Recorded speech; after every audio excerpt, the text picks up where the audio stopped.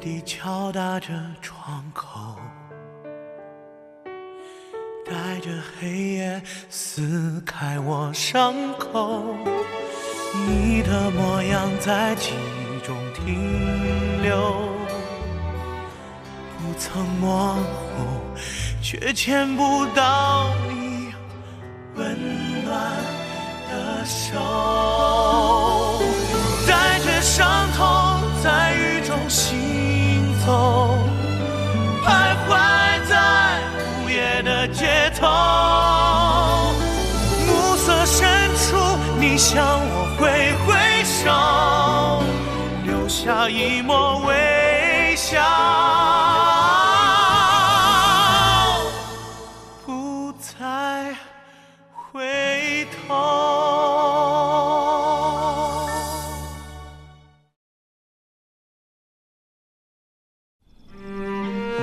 然后他们两个没日没夜、无休止的争吵打架，终于有一天，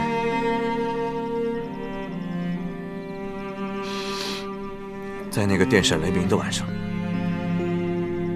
母亲将父亲赶出了家门。我向着窗外拼命地哭喊着：“爸爸！”他还是走了。那后来呢？再也没有回来。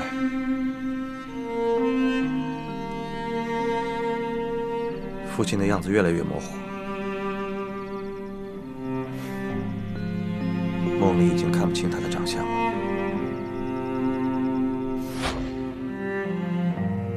树洞先生，知道我为什么喜欢这首曲子吗？因为它能让我触摸到逝去的亲人，但不会沉溺于悲伤，给我一种勇敢生活下去的勇气和希望。树洞先生，也许你无法体会失去至亲的伤痛，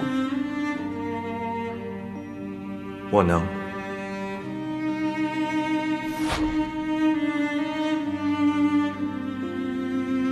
树洞先生，我明白了，我们都是内心寂寞的人，因为想念亲人而寂寞。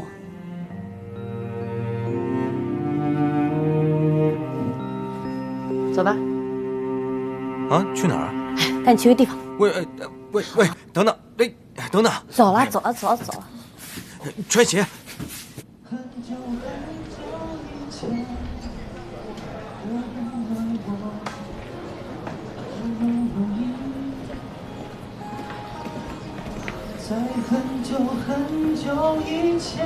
两杯强，喝点什么？2杯长岛冰茶。好的，请稍等。他还在这儿，真好。看不出来你竟然爱喝这么烈的酒。看不出来吧？我以前可是朋克少女。嗨，少吹牛了。哇 ，Law Reed 的。外面世界很精彩。我觉得成龙在这部电影里面实在是太惨了。谁说的？我觉得金城武比较可怜。你是怎么知道这里的？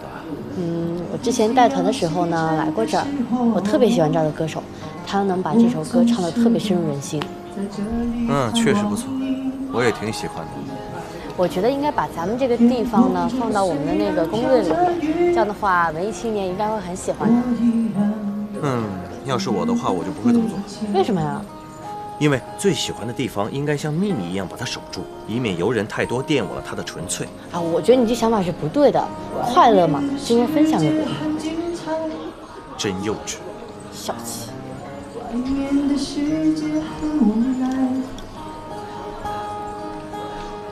让你觉得外面的世界很精彩，我会在这里衷心的祝福你。每天夕阳西沉的时候，我总是在这里盼望你。天空中虽然飘着雨，我依然等待你的归期。好，谢谢我们小马哥的精彩演唱。耶！今天呢，大家分享一下一件开心的事儿。今天呢是我的好朋友宁夏女士的生日，她的同伴呢赵丹桥先生今天要演唱一首《Perfect Day》，送给我们美丽可爱的宁夏女士。不，哎呀，来，我不行。唱一个，来，看来我们大家的掌声不够热烈呀，掌声再热烈一点好吗？赵丹桥，唱一个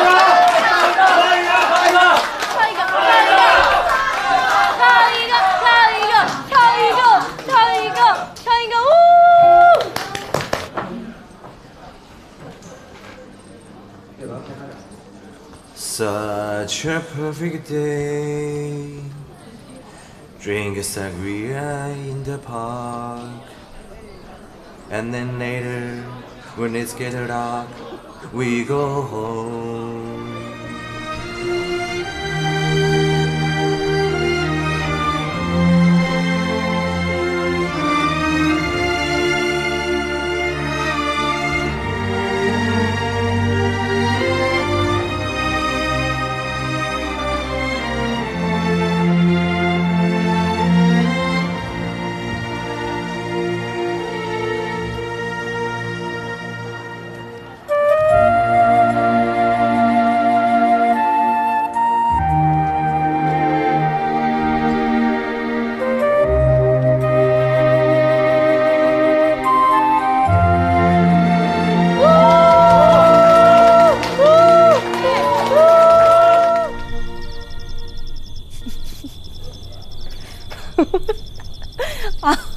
有这么好笑吗？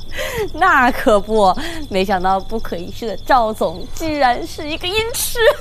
哎，像我这种帅哥还需要唱歌吗？只要站上台就能迷倒一片。想当年在大学时候的我，哎呀，行了，自大狂，真的是好汉不提当年勇。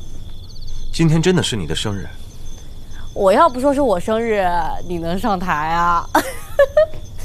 好啊。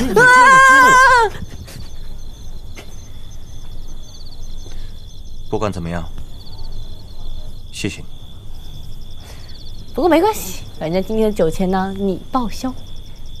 哦，我忘了告诉你了，公司有一项新增的财务规定，业务之外的消费，公司都一律不给报销。赵八提，你翻脸比翻书还快，你忘恩负义，去死吧你！留着回家，我明天就换酒店，不跟你住一起了。路上赶过来还是有点辛苦的啊。趁现在可以去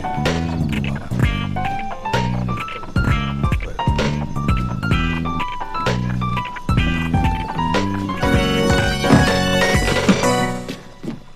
真的。跟酒店集团的孙总预约洽谈订购事宜。11点，高尔夫协会周会长商讨蓝桥高尔夫俱乐部承办的高尔夫精英大赛，然后共进午餐。下午1点半，拜会省旅游局新任局长。4点到达机场去北京。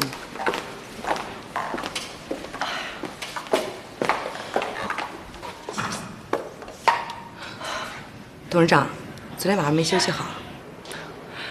岁月不饶人呐。原本像我这个年纪的女人，就应该在家里颐养天年，把产业都交给儿女来打理，自己在家里带带儿孙。可惜我那不争气的儿子呀。你也快40了吧？啊，碰到对自己好的男人，赶紧把自己给嫁了。一个女人独自在外面打拼，这个日子的确不好受。哎，董事长，电梯来了。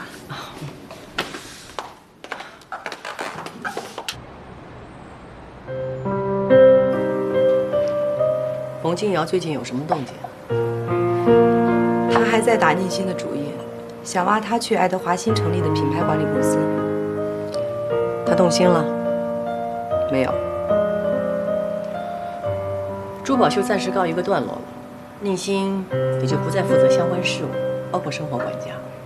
这样吧，你通知人力资源部调宁馨来董事长办公室，你也需要一个助手，他来了之后可以帮你分担掉一些杂物。是，董事长。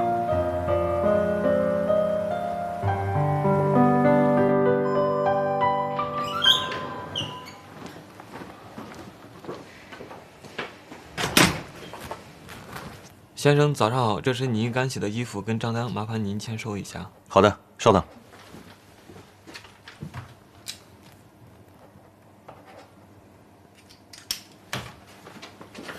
谢谢。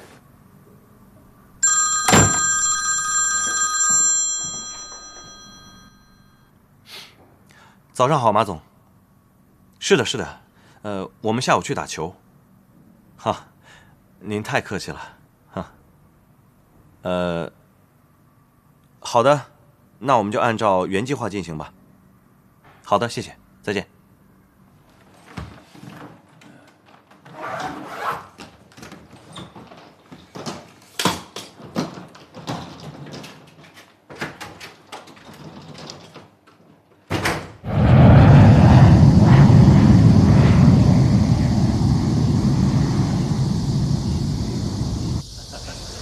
赵总啊，你现在的球技见长了。哈哈，你又在夸我。我的秘书啊，他也会打高尔球。你看一下，我们组个队 PK 一下。好啊，没问题。先休息半小时，然后再开始。OK， 我们一会儿见。好的，一会儿见，拜拜。老公，我不会打。现学现卖呀，你能学到什么程度还要看你的资质了。待会儿你丢人现眼可不关我的事情。半个小时我怎么学呀？我现在教你呀。我真的不行，赵总，你看我来吧，来吧。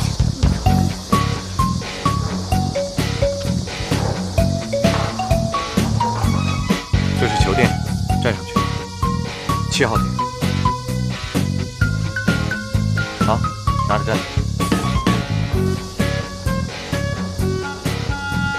放那么高干嘛？放低一点。拿好了，像我这样，啊。双腿与肩同宽，瞄准球，不是这么握的，像这样，交叉，握紧了，好，差不多。好了，准备好了，好，顶顶球，向前推，好吗？走，看到了，就这么简单，自己试试。我试一下。试着上杆。我啊！你怎么搞的？你是别人过来杀我的吗？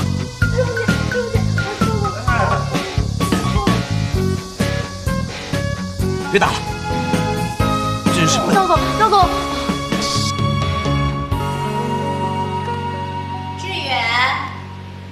妈，您来了，快里边请。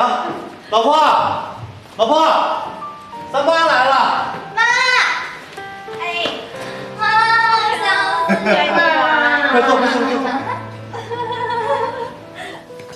妈，这大老远的，你这一来一回的，你身体吃得消不？说什么呢？你妈又没7老80了，坐个公交车过来挺方便的，累不着啊。妈，喝水。你打算什么时候开业啊？开业啊，必须跟我老婆生日一起开业，因为小德影楼跟小德必须是同一天出生。是呀，哎，小德，生日快到了啊！开业那天啊，妈请客去找个餐厅，大家一起热热闹闹、开开心心吃一顿，这叫好事成双。哎呦，好大的口气呀！妈爸，你们来了，快坐。你请客，再怎么说也轮不到你啊。儿子，哎，爸，喝水。开业那天怎么安排的？老实跟妈说说呀。妈，这事儿就不用管了，我都跟我老丈母娘商量好了，一切听我老丈母娘的。什么？你没脑子啊？小德第一次过咱们家，当然是妈来操办，要不然被别人说话的。我说潘月莹，你有意思吗？我这刚跟女儿和女婿商量好的，你这不是诚心来捣蛋的吗？谁捣乱呢？这么大的事儿不跟我们商量，暗箱操作啊！现在啊是讲法治社会，公平、公开、公正，你知道吗？哎，我亲生女儿的生日，当然由我说了算了。以前是，现在可不是了。小德现在是我们宁家的人。老话说啊，嫁狗随狗，嫁鸡随鸡。妈，什么狗啊鸡啊鱼啊，你当着动物园呢？哎，我说啊，都是一家人啊，和和气气，大家好商好量。就是。对，咱们好商好量的。其实我这个生日啊，过不过无所谓的，就是开业嘛，咱们大家聚在一块儿热闹热闹，咱图个吉利不是吗？小德啊，咱们呐不必争，小德生日，小德引楼，当然小德说了算。小德，你说呢？我呀，我没什么意见，要不然就听我老公的吧，啊？听我的呀？要不然等我2个姐姐来了，咱们一起好好商量商量，好不好？哎，不行啊，你们家那2个丫头厉害着呢，来了肯定向着你们，今天就要定。要不然就听您的吧。你看我们小德真有眼光啊，找个这么好的女婿。哎，关键时刻女婿还是向着丈母娘的。俗话说，一个女婿半个儿，一点都没有错。臭小子，像谁呀？一点都没骨气。像谁？像我老爸呗。哎，臭小子，拿我开涮啊？没有。跟你妈拿包啊，我愿意。爸妈，刚才我妈都说了，她听我的。要不然这样吧，咱们吃饭的地方咱们一块儿想，然后请客的这个钱呢，咱们就1人1半。那也行，这样行不行啦？行。哎，志远，哎，你大姐二姐也来过吗？啊，那个我大姐来电话了，说她最近挺忙的，可能忙完再过来。我二姐呢，今天从外地出差回来，可能晚点过来。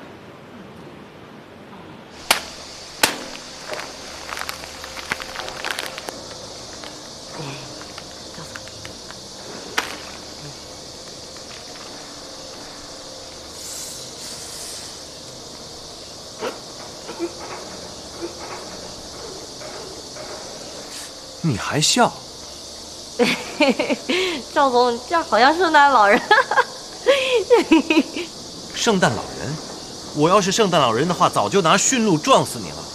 赵总，我说我不会打，你偏让我打。我怎么知道？你居然这么蠢啊！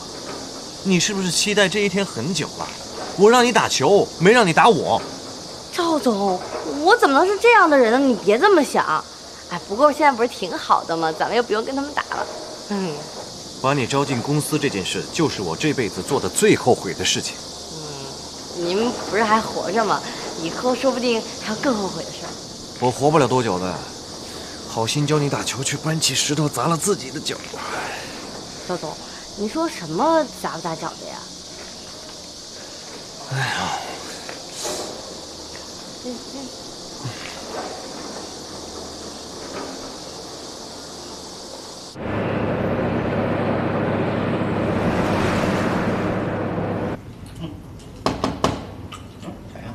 来了，谁呀？我。二姐。志远，我来看你们了。欢迎啊！小德，小德。哎呦，我打球回来饿死了。哎呀，这么多好吃的呀，太丰盛了吧！二姐，咱晚上喝点啊。哎，没问题，这么多好吃的，多喝几杯。哎呀，这还挺像模像样的，肯定能赚大钱。姐，这不多亏你吗？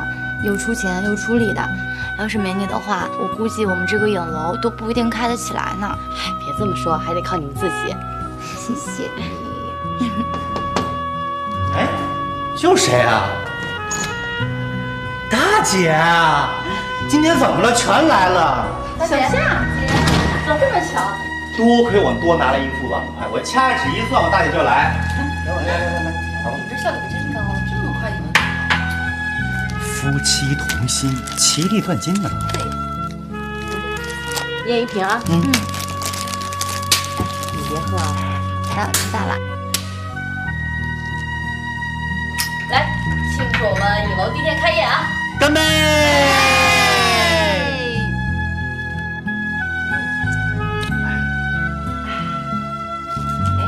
你们俩怎么样？最近？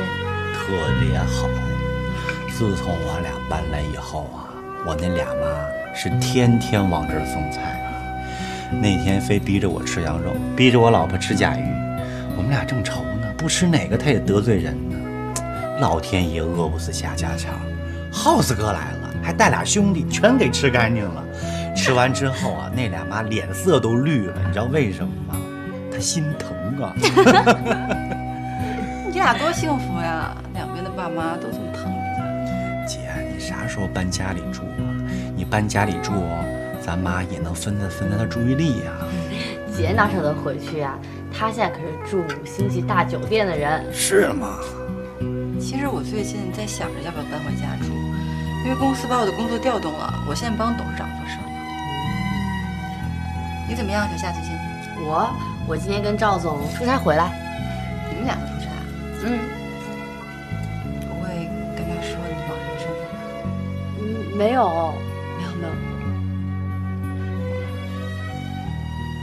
哎，什么赵总，什么网友，什么揭穿，我怎么听不懂啊？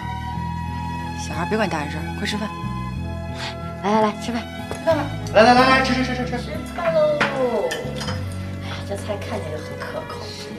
哎，小德，你说你看上志远哪一点了呀？娶到你这么好个老婆，又会做菜，性格又好。我也想不明白。我想一下，我也想不明白，为什么？你们俩呀，一点都不了解我，我优点很多呀。没钱、没房、没车，啊，这不是缺点啊。但是我有一颗爱我老婆的心呐。你还有一张会说甜蜜的嘴。太肉麻了，这两个人真是。快吃这个，我拿手菜。好。你说，牛郎织女1年只能见一次，但就可以恪守爱情的承诺，不离不弃。但现代人呢，明明有 QQ、email、WeChat， 有手机，可以天天见面，随时联系，但是恋人之间的关系却那么脆弱。所以说，爱情不在于距离，在于心与心的感应。小夏，你再帮我一个忙。你黄小豆的身份我要再用一阵子，因为有一些工作上的事情，我还要拜托到赵丹桥。你放心，我很快会把这个身份还给你，到时候我也会和他解释清楚。行吧。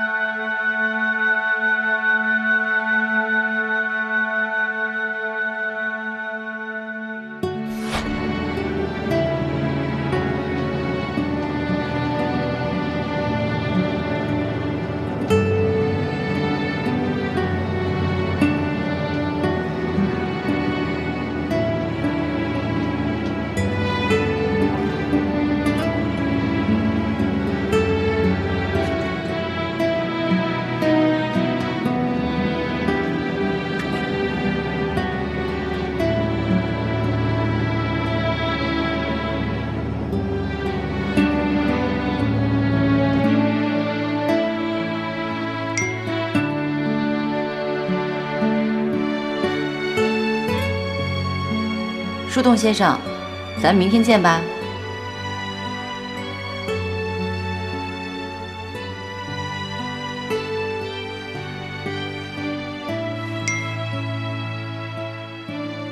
好，明天见。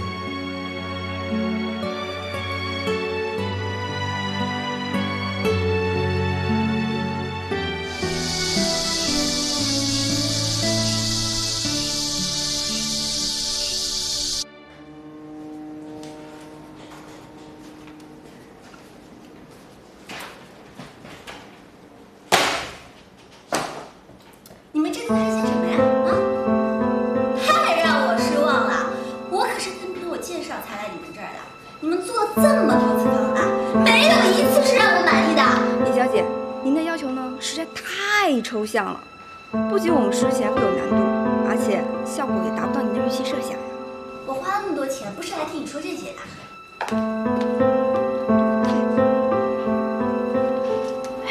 这里面什么情况？这个叫米七月的客户啊，实在是太难搞了，光设计方案就改了10几次，他设计师都快撂挑子不干了。说这怎么办呀？这什么案子啊？蜜月旅行。蜜月旅行。哎，要不交给我吧？你可别怪我没提醒你啊，这姑奶奶太难伺候了，她每天的想法是天马行空，你可别往这火坑里钻啊。没问题。真的？我跟北方呢要手牵手，站在悬崖边上，后面是一望无际的大海，好像全世界只剩下我们2个人。然后北方低头吻我，海鸥从身边飞过。哎，得让摄影师帮我拍下这一幕啊！等以后结了婚，我就把这照片挂在床头上。李小姐，你这说的画面还挺美的，是吧？你也觉得啊？是，但是现在这生态环境，要找这么多海鸟还真不容易，而且跟小动物接触起来呢，虽然说想象中挺好的，其实啊可麻烦了。哎，我跟你说，我们之前啊有一对客户说去看北极熊，我们就千方百计在北极给他安排了住宿的地方，到最后这俩人他们都没有敢接近北极熊，你知道为什么？为什么呀？我这一接近还不得被吃了呀？不会吧？我看网上那些北极熊的照片，那都是萌萌哒。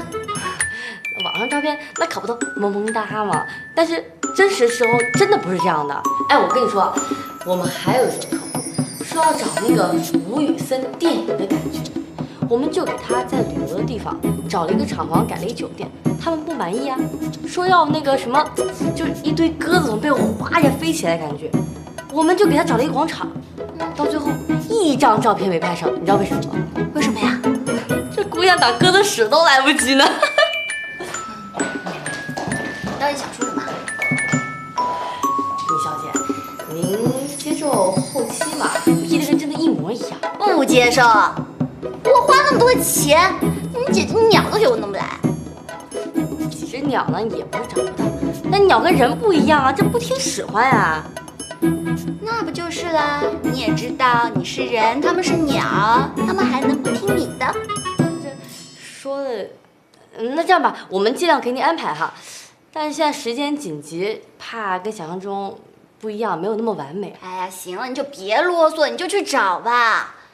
啊，对了，我呢在旅行之前还想做一个订婚派对，这个也交给你们做吧。订婚仪式？哎，李小姐，我们这个是旅游公司，不是婚礼公司。我这又不是婚礼，这只是一个演习，为以后正式结婚做准备的。我这一辈子就结这么一次婚，必须得绝对的完美。你就当我现在就开始旅行了，这个订婚仪式呢，只是整个旅行中的一部分。行，那您有什么要求吗？反正地方得大，环境得好，什么鲜花气球都给我铺上。现场得请个乐团，全程演奏，别弄个 iPad 就在那儿放，太 low 了。还有停车的地方得方便啊，到时候我们北方的客人可都不简单。摄影师，对，摄影团队必须得专业，必须把我拍得美美的，一次不行，开了重来。这照片可都是留给外人看的，必须得做到绝对的完美。行，米小姐，那您的要求我们都记下来了。这样吧，我们先安排好场地和设施，到时候您可以过来看看有什么需要改进的地方。行吧，那就交给你们了，我先走了。不送了啊。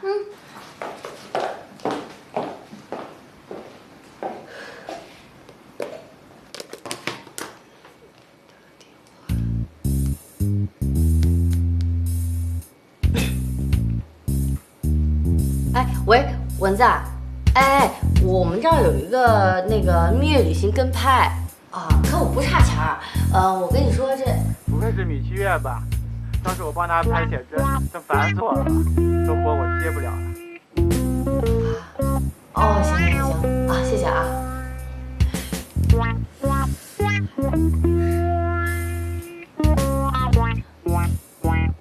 哎，喂，哎，我们这儿有个蜜月旅行跟拍啊，不差钱不差钱，就是那个米七月小姐，你知道吗？啊，是那个米七月呀。哎呦，小佳，你看我这也挺忙的，你还是找别人吧。我这样，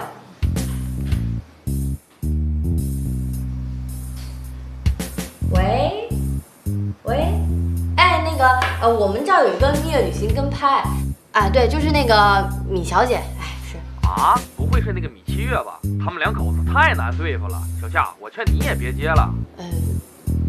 行。怎么一个都不接呀？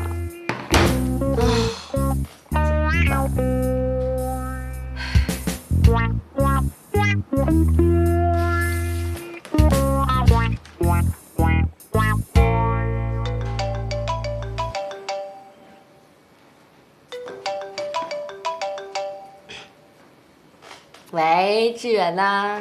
喂，二姐，我呀约了我妈和我老丈母娘去饭店吃饭，商量一下小德影楼的事儿。你没事你过来呗。餐厅事情啊，咱先别说。哎，我跟你说，我们这儿有个蜜月旅行跟拍，食宿报销，正好给你们的影楼带来第一笔生意，怎么样？没问题，姐，你介绍的活儿价格不是问题。行，那就这么定了啊。老婆，我接了一大活儿，特肥的，走，带你上我吃的去。哎，等等啊，干嘛高兴呢？什么活啊？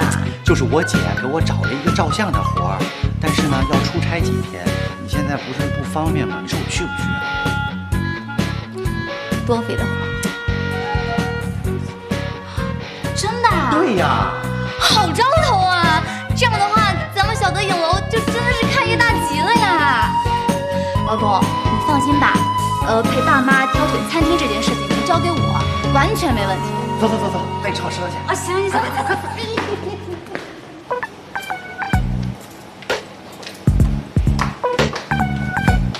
这电影婚宴的菜都给我按照最新的标准了，食材都给我当天空运的，不但好吃，摆盘要好看，关键的是要有表演性。到时候给我找几个新男主厨过来，长得要像布拉德比特那种。哎呀，不行，太老了点。总之都干我最好的来，钱不是问题。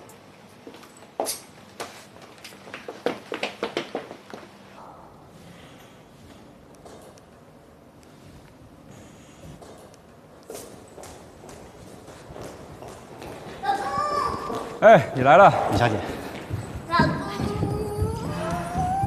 老公，我跟你说，我刚才在后厨还有宴会的所有事项都已经安排好了。行，你决定。到时候我跟我老公就从这儿走进来，然后呢，要一个那个从上往上的，然后很高的那个摇臂。对，摇臂啊，摇臂来几个大全景，然后呢，我跟我老公就跳着舞走进来。到时候记得给我那个撒花啊，然后把我拍美一点儿，最好要那个逆光的那种效果。再要那个从地上像那个火车一样推进来的轨道。对，轨轨道牌，老公你觉得怎么样？行，听你的。这订婚仪式也要伴郎伴娘啊？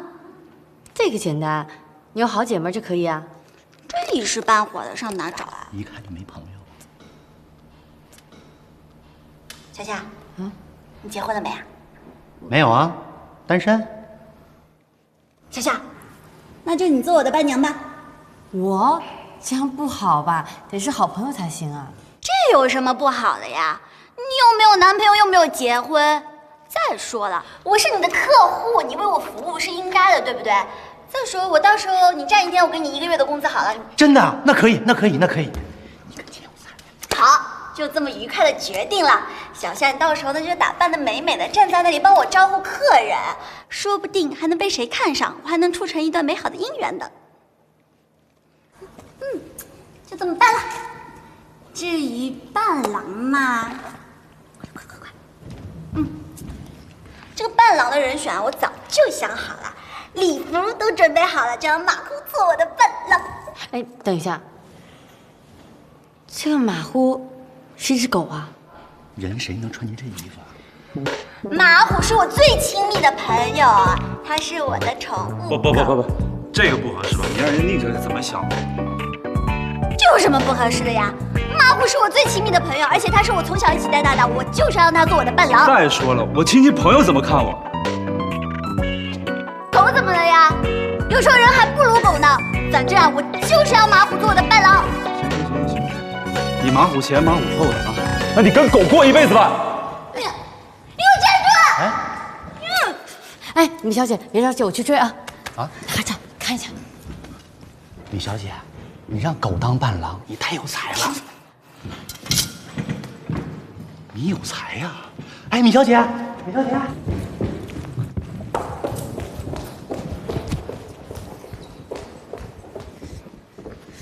孙先生，别跟着我。孙先生，你别生气啊，你听我说。怎么了？孙先生，这都快要结婚了，有什么话不能好好说呀？不就是结个婚吗？你看他在那儿，天天找茬，不是这个不行就那个不行。这个是我的俊，那个是我的俊，合着他这辈子什么都没干，光做梦了。哎呀，我特别能够理解你，但是哪个女孩不爱幻想啊？而且婚礼对女孩来说很重要的，最关键的是米小姐付出那么多心血，你好歹要理解一下嘛。我说的有道理吧？行，你们都是女人，我说不过你。我知道你也是这么想的，只不过需要个台阶下嘛。咱们先回去吧。要说这城里啊，最正宗的宝妈菜，说这是第2，就没人敢说第1。来，尝尝。哎呦，这蹄膀啊，可好吃了，甜而不腻。来，你吃。红烧蹄膀我也烧得来的，不说比得上它哦。马马虎虎，味道还是不错的。下次我多烧点，让我们小德带给你家去尝尝。你叫小德，他学会了，以后可以经常烧给我们小眼吃了。妈，你放心吧，我一定认真学。这样你们家小远就有口福了。我们家小德不是我说的，学东西是最快的。他读书的时候，老师就夸奖他，哎呦，人嘛是调皮了一点，脑子好机灵的。哪调皮了？哎呦，还不承认呢！你小时候那个天天皮的，比那个男孩子还皮，差点都要上房揭瓦了。这2个孩子倒是也互补。我们家小远啊，可从小就是安静，别人叫他出去玩啊，他偏要就在家里啊看书，赶都赶不出去。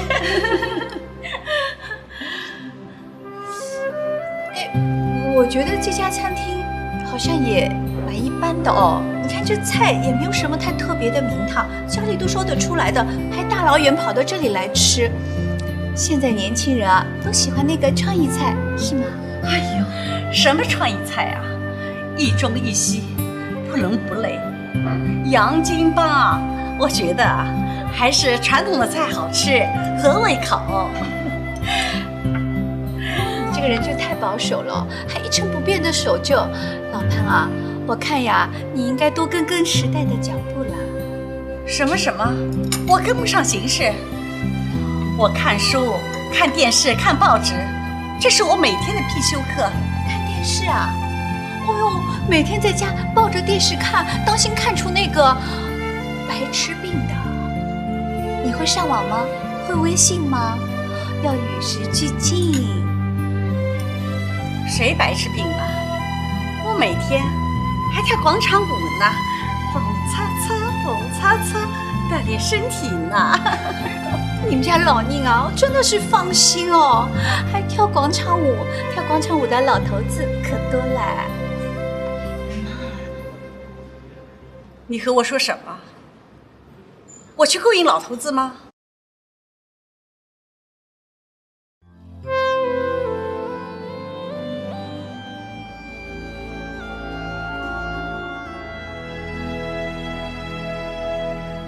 你为何不语，又为何哭泣？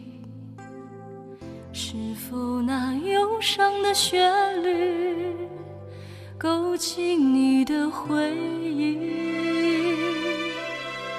过去都已过去，都已经过去，如何才能够抚平伤的涟漪？你为何冷漠，又为何远离？是否有太多的忧伤蹒跚你的步履？寒冬去春又来，冬去春又来，这样的时光谁不曾经历？